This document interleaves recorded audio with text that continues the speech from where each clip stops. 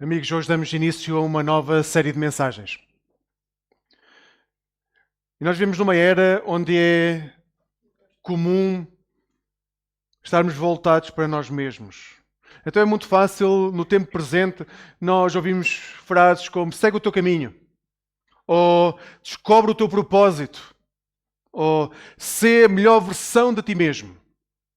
E nós escutamos esse género de mensagens não só fora da igreja, mas também dentro das igrejas. Como se precisássemos de ajuda motivacional, de autoajuda para alcançarmos o melhor que há para nós neste mundo. Mas já pensaram que podemos estar equivocados onde colocamos o ênfase? Que na realidade, quando Cristo veio ao mundo, Ele não veio para ressaltar o quanto nós somos bons, mas o quanto Ele é bom. Ele veio ao nosso encontro para que nós pudéssemos colocar o foco no sítio correto. E os holofotes, poder desviá-los de nós para a pessoa de Jesus Cristo. Não é sobre ti, é sobre Jesus. Um amigo meu e da Xana disse-nos isto dezenas de vezes. Não é sobre vós, é sobre Jesus. Quando nós soubermos que não é sobre nós, seja o que for na nossa vida, seja que área for, não é sobre nós, é sobre Jesus. A nossa perspectiva do dia-a-dia muda.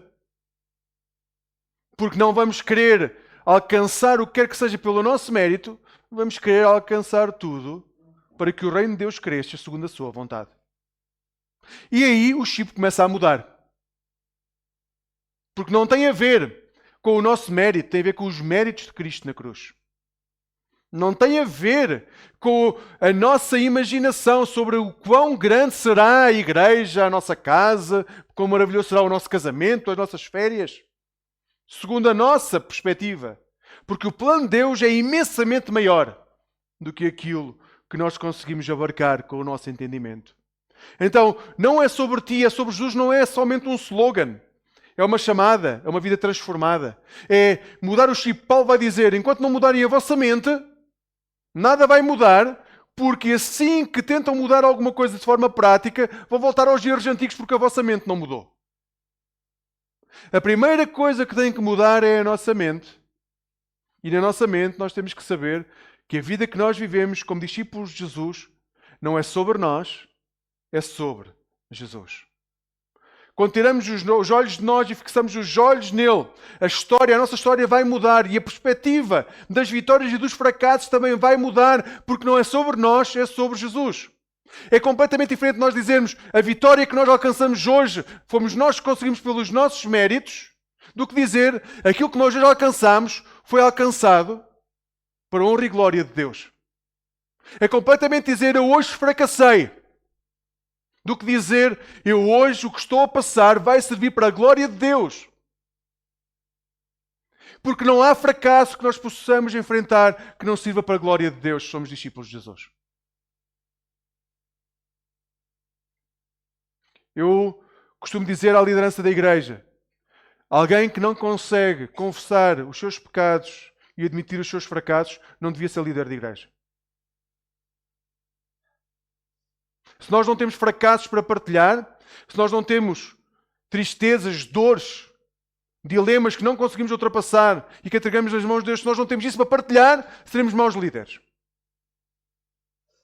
Porque as nossas igrejas, as nossas comunidades estão cheias de pessoas com dúvidas, com tristezas, com tribulações, que não conseguem vencer e têm que ser os líderes da igreja, seja em que área for, em que ministério for, a dar o exemplo do que é confiar em Jesus. Porque não é sobre nós, é sobre Jesus. Mas para compreender esta série, um dos pontos fundamentais é nós compreendermos quem é Jesus. E a semana passada nós dizíamos, nós às vezes achamos que Jesus começou a existir quando nasce naquele pequeno menino. E se nós começamos a história de Jesus na simples imagem de um menino uma manjedoura, nós perdemos completamente a noção de quem é Jesus. Nós não estamos a falar da história simplesmente de um homem que nasceu de forma humilde, pobre, muito pobre, e que vingou na vida, tornou-se um excelente pregador, teve milhares de pessoas a segui-lo, depois foi abandonado, morreu numa cruz e sabe Deus como ressuscitou. Não é essa a história. Se é essa a história que nós contamos, nós estamos a falhar naquilo que é essencial. É que nós estamos a falar da história do Filho de Deus, eterno e co-eterno com o Pai, que não foi criado, foi gerado desde toda a eternidade. Se nós nos falha essa parte, toda a história de Jesus vai ficar completamente vazia. E vamos acabar por dizer assim, ele foi um excelente homem. Uma filosofia de vida extraordinária.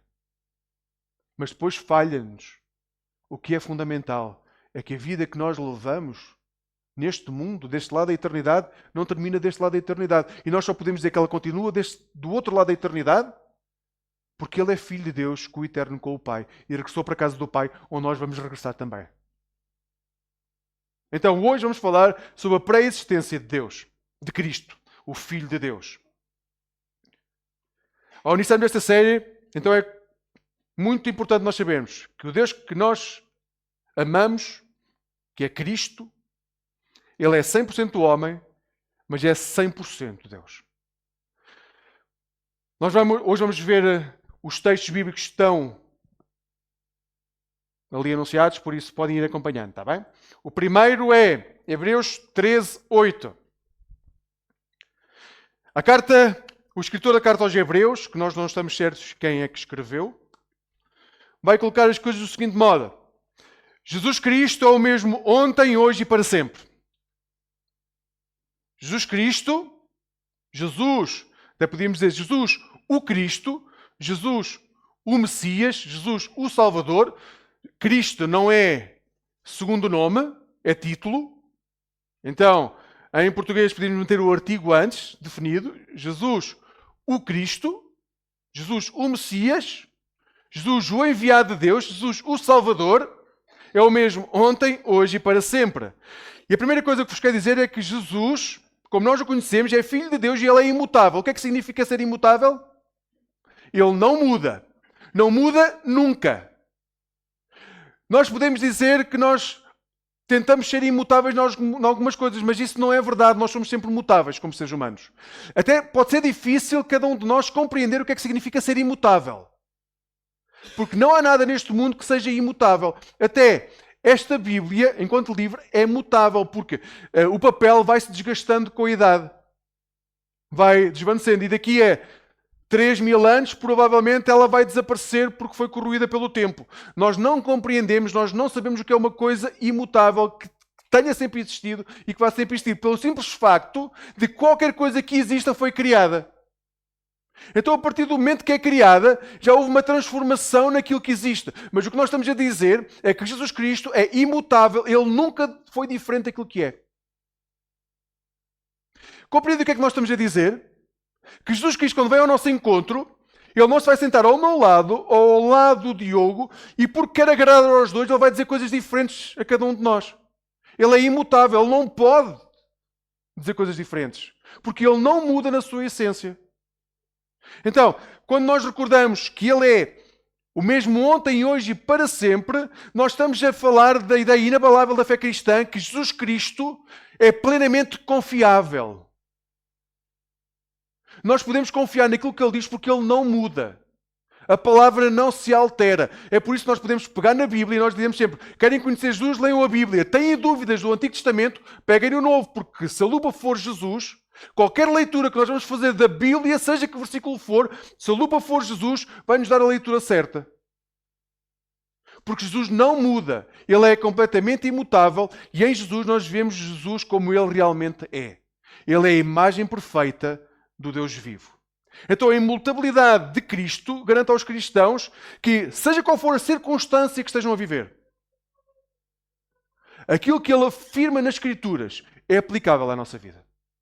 E ele não vai mudar de opinião segundo as circunstâncias.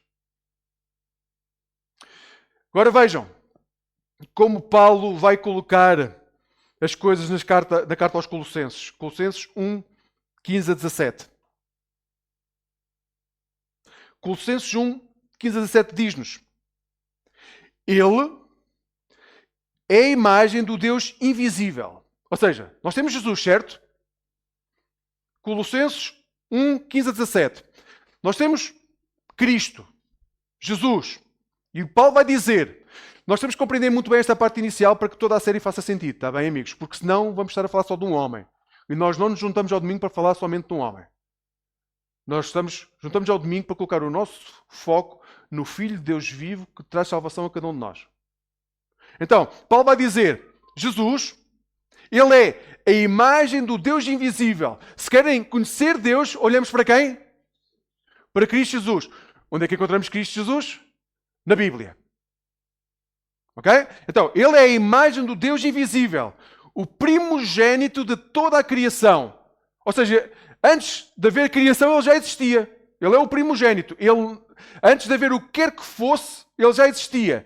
Porque nele foram criadas todas as coisas, nos céus e na terra, as visíveis e as invisíveis. Sejam tronos, sejam dominações, sejam princípios, sejam poderes. Tudo foi criado por ele e para ele. Ele existe antes de todas as coisas e nele tudo subsiste. Ele existe antes de todas as coisas e tudo o que existe nele subsiste. Ou seja, o Filho de Deus existe desde o tempo em que o tempo foi criado. Começa a haver tempo quando Deus decide criar. Antes de haver criação, não havia tempo. E o que o texto diz é que antes de haver tempo, ele já existia. Então, se antes de haver tempo ele já existia, ele fica fora da nossa compreensão e da nossa finitude. Porque a nossa finitude vai nos levar a um problema sempre grave. A nossa corrupção e o nosso pecado nasce de onde? Nasce do facto de sermos finitos. Se nós fôssemos infinitos, se não houvesse princípio nem fim em nós não precisávamos de andar ao som da corrupção, daquilo que mais nos agrada a cada momento. Porque seríamos eternos. Então nós podíamos viver com valores muito fixos. Podiam ser errados, mas seriam fixos. A corrupção nasce do momento em que nós precisamos agradar para conseguir, no tempo presente, ganhar benefício. Então, o que o texto diz é que ele, antes do tempo em si, já era o que era. E ele manteve-se imutável. E mantém-se imutável desde o tempo em que sequer não havia tempo. O profeta Miqueias também nos recorda esse tempo antes do tempo do Messias de Israel. Ele vai dizer em Miqueias 5, versículo 2... Mas tu, Belém Efratá, embora sejas pequena entre os milhares de Judá, sairá de ti, para mim, aquele que reinará sobre Israel, cujas origens são desde os tempos antigos, desde os dias da eternidade. Sairá de ti para mim, ou seja, sairá de Belém para ele, aquele que irá reinar sobre Israel, cujas origens são desde os tempos antigos, desde os dias da eternidade. O contexto da profecia de Miqueias é um prefeito de promessa messiânica. Ou seja, apesar de ser muito insignificante, Belém vai ser o local onde o Messias, o Salvador de Israel, vai nascer. E aquela pequena localidade, de onde obviamente haveria muitas localidades muito maiores, mais conceituadas, Jerusalém estaria logo ali ao pé, mas vai sair de Belém aquele que vai ser o Messias e que vai trazer a salvação a Israel. E apesar de nós muitas vezes, e de Herodes, o que Herodes fez foi usou esta profecia para localizar Jesus geograficamente, mas para nós é muito mais importante outra afirmação deste versículo do que a localização geográfica do nascimento. Porque para nós, obviamente, o nascimento, a encarnação de Jesus é extremamente importante, porque é o tempo em que o Filho de Deus, que tem uma natureza que nós não conseguimos sequer definir muito bem, porque não compreendemos o que é isso, de ser Deus, de não ter tempo, de estar em todo lugar ao mesmo tempo, em todo o tempo ao mesmo tempo, são definições que nós na realidade temos dificuldades em compreender. Para nós é muito mais importante a encarnação desse Deus num bebê e dizer que ele existe desde toda a eternidade, desde os dias da eternidade, do que propriamente a localização geográfica. Para nós, ele podia ter nascido num sítio qualquer. Mas essa afirmação final, desde os dias da eternidade que ele existe, recorda-nos quem é a criança que está a nascer. Ele não é só um bebê que nasce em Belém. Ele é um bebê que nasce em Belém e que sempre existiu. Então, quando nós falamos com Deus, às vezes nós falamos com Jesus de forma muito despreocupada e esquecemos de quem é Jesus. Porque achamos que Ele é um mestre, como se fosse um professor dos nossos dias. Alguém que nós temos uma grande intimidade. Mas não se esqueçam, Ele continua a ser o Deus eterno que vive juntamente com o Pai desde toda a eternidade. E se Ele é próximo de nós. Mas Ele veio para ensinar os seus discípulos a ser igual a Ele. Não somos nós que queremos que Jesus seja igual a nós. Então, quando nós falamos com Jesus, é para podermos ser iguais a Ele. A este Deus que veio ao mundo, que é a imagem visível do Deus invisível, que existe desde toda a eternidade e que veio ao nosso encontro para que nós pudéssemos recuperar a imagem do Deus perdido com a queda e a saída do Éden. A partir desse momento, a imagem perfeita de Deus desapareceu de nós, foi-se diluindo, foi desvanecendo e agora nós podemos recuperar essa imagem. Como é que nós recuperamos essa imagem? Olhando para Jesus. E porquê é que recuperamos essa imagem olhando para Jesus? Porque Ele é a imagem perfeita do Deus invisível. Aí, olhando para Jesus, nós recuperamos a imagem perdida em Gênesis. Nós podemos recuperar a imagem perfeita de Deus se olharmos para Jesus e formos fiéis à sua palavra. Então, quando nós agora vamos ver durante meses Jesus nos vários evangelhos a fazer imensos milagres, a darem muitos ensinos, mas não se esqueçam de quem é que estamos a falar. Não é simplesmente um homem, um excelente homem. Ele é o Deus, o único e verdadeiro Deus que existe sobre a face da terra. Que se humilhou para que nós pudéssemos compreender o que Ele tem para nos dizer.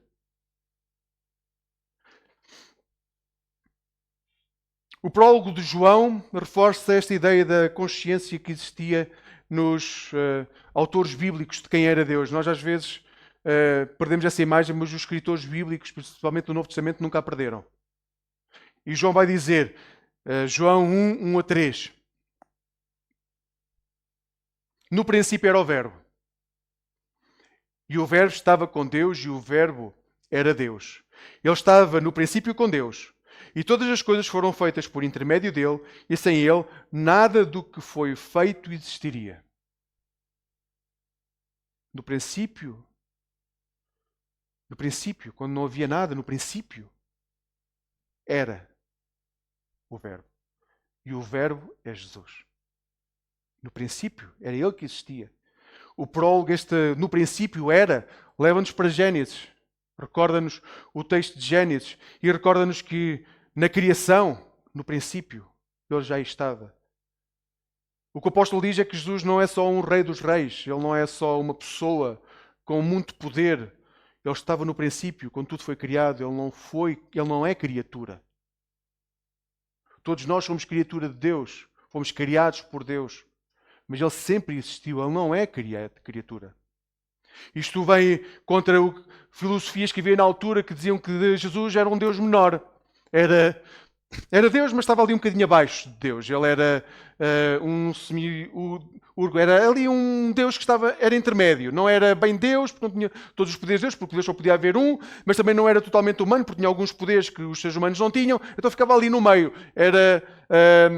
Não era uma coisa nem outra. E o que o texto bíblico vai dizer e recordar é, não. Ele não é menos do que Deus, ele é plenamente Deus. E sempre existiu juntamente com o Pai. Então, o Messias esperado pelos judeus, nós temos de ter consciência que não era assim. O Messias esperado pelos judeus era alguém que era enviado, mas era um ser humano. Que recebia a sua autoridade de Deus e porque recebia a sua autoridade de Deus, podia mandar sobre outros. Mas o Deus dos cristãos, o Filho de Deus, o Messias dos cristãos, não é alguém que é enviado por Deus e recebe a autoridade de Deus. Ele é Deus. A sua autoridade nasce da sua natureza, não de receber uma delegação de poder. Por isso, quando nós falamos com Deus, Ele não tem que pedir opinião ou autorização ao Pai. Ele é a própria autoridade diante de nós. Então, quando nós oramos, nós podemos orar ao Pai, mas também podemos orar ao Filho e também podemos orar ao Espírito Santo. Porque os três são Deus presente nas nossas vidas. Então, quando orarem, eu não sei como é que foi a vossa, como é que cresceram a nível da oração. Eu cresci a ensinar-me que eu devia somente orar ao Pai. E só muito tarde é que eu comecei a ter a noção que orar a Jesus era realmente importante, que orar ao Espírito Santo era realmente importante. Porque se os três são Deus em natureza, são exatamente iguais e estão presentes, há momentos e há orações que nós podemos dirigir-nos especificamente a uma das pessoas da Trindade. Diversifiquem as vossas orações, porque o Deus que está aqui hoje, nós acreditamos que o Cristo está aqui hoje. Cuidado com o que querem dizer com isso. Cristo está aqui hoje? É Cristo que está? Essa aí assim resolve a questão no instante. Essa aí é certa de certeza. Quem é que está presente aqui no nosso meio? É o Espírito Santo. Mas é o Espírito de Cristo. Porque eles são exatamente iguais. Compreendem que às vezes é uma questão de formulação, mas que, como nós vivemos de uma forma muito mecânica, nos pode escapar nuances de quem é Deus. Quem está entre nós é o Espírito Santo. Nós podemos orar ao Pai, o texto diz para orarmos através de Jesus, para que o Espírito Santo possa atuar na nossa vida. Mas que nós queremos ser a imagem de quem? É do Espírito? Não. É de Jesus. Queremos voltar para a casa de quem? Do Pai. Apesar de serem um, da mesma natureza, por algum motivo, o Pai decidiu que era tempo de enviar o Filho para que nós pudéssemos ver como Ele era, porque eles são exatamente iguais. E quando Jesus subiu ao céu, para regressar em glória, à glória que já tinha tido antes, o que é que Ele nos deixa? O Espírito Santo, porque é através do Espírito que nós podemos ver como Deus era. Se nós não tivermos o Espírito a ler a Bíblia, nós estamos a ler um livro como outro qualquer. Com coisas bonitas, outras que não gostamos muito, mas é um livro. Mas quando o Espírito Santo está em nós, nós podemos ler a Bíblia, e ao ler a Bíblia, nós podemos ver como é Jesus, e ao ver como é Jesus, estamos a ver quem? Como é o Pai. E nós podemos ser iguais a quem? A Jesus. E sendo iguais a Jesus, somos iguais a quem? Ao Pai. Na parábola do filho pródigo, qual é que é o objetivo final da parábola? Sermos iguais a quem? Ao Pai. Não é sermos o irmão mais novo, não é sermos o irmão mais velho. Isso todos nós somos em algum momento da nossa vida, mas o objetivo da parábola é que nós possamos ser iguais ao Pai. Então, ao olhar para este Cristo que sempre existiu, nós somos chamados a recordar que Jesus não é apenas um Messias que veio salvar o mundo, mas Ele é o Deus eterno, que não precisaria que o mundo existisse, mas pelo qual tudo foi criado, inclusivamente a nossa vida e a nossa respiração. Se em algum momento Deus, que não o vai fazer porque é imutável e não muda de opinião, como está escrito na palavra, mas se Ele um dia quisesse dizer, olha, eu vou com um estalo de dedos apagar a existência humana, Ele faria. Não o faz porquê? Porque é imutável. É por isso que nós temos que conhecer quem é Jesus, porque se não conhecêssemos, nós iríamos olhar para Jesus como as pessoas olhavam para os deuses gregos e romanos, deuses que andavam sempre em intrigas, que eles não podiam confiar, porque agiam de acordo com as vontades do momento. O nosso Deus não age de acordo com as vontades do momento. Ele é sempre o mesmo em todo o tempo. Por isso é que podemos confiar nele. Por isso é que podemos confiar que ele não vai mais destruir com os tal dedos a terra, porque Ele garantiu-nos que vai ser fiel até ao final, até à vinda de Cristo. Então, antes do mundo deixar de existir com os tal dedos, Cristo voltará. Cristo voltará para nos resgatar. Em certa ocasião, os líderes judaicos foram ter com Jesus e estavam a discutir com ele quando a boca lhes deve ter chegado quase aos pés. João 8, 56 a 58. João 8, 56 a 58 diz-nos o texto: Abraão, vosso pai. Quando se puxa a cartada de Abraão, os líderes religiosos ficavam logo com comichão, porque para Abraão era o pai da nação espiritual, então tinha que ter muito cuidado quando se falava de Abraão, mas Jesus não tem receio. Então Jesus diz: Abraão, vosso pai, alegrou-se por ver o meu dia. E ele o viu e alegrou-se. Então os judeus lhe perguntaram: então ainda Não tens 50 anos e já viste Abraão? Jesus respondeu-lhe: em verdade vos digo, que antes de Abraão existisse, eu sou. O eu sou, esta expressão, era suficiente para que qualquer judeu ortodoxo ficasse completamente possuído. Porque esta era a expressão que só Deus podia usar. Só Deus dizia: eu sou. Eu sou o que sou. Eu sou. E Jesus puxa a cartada e diz: eu sou. E os líderes religiosos rapidamente foram para Moisés, em Êxodo 3, e recordaram o episódio da sarça ardente e quiseram matar Jesus à pedrada, porque ele está a afirmar naquele momento, diante de toda a gente, que ele tem consciência e quer que todos tenham consciência que ele sabe quem ele é. Ou seja, não foi só a fabricação da igreja primitiva, de um Deus que não existia, porque havia a ideia de que, bem, Cristo morreu, não ressuscitou, mas os cristãos acabaram por criar uma história para resolver a questão difícil na qual se meteram, que era um Messias que iria ressuscitar, não ressuscitou, o corpo desapareceu, ninguém sabe onde é que está o corpo, foram eles que o roubaram, enterraram, não mandaram para o mar, queimaram, fizeram uma coisa qualquer e agora inventaram esta história. Mas Jesus, o próprio Jesus reconhece, diante da autoridade judaica, que ele é Deus. Eu sou aquele que é. Desde a eternidade, eu sou aquele que é. E é este Deus que vem ao nosso encontro também e nos diz a cada um de nós: eu sou aquele que é.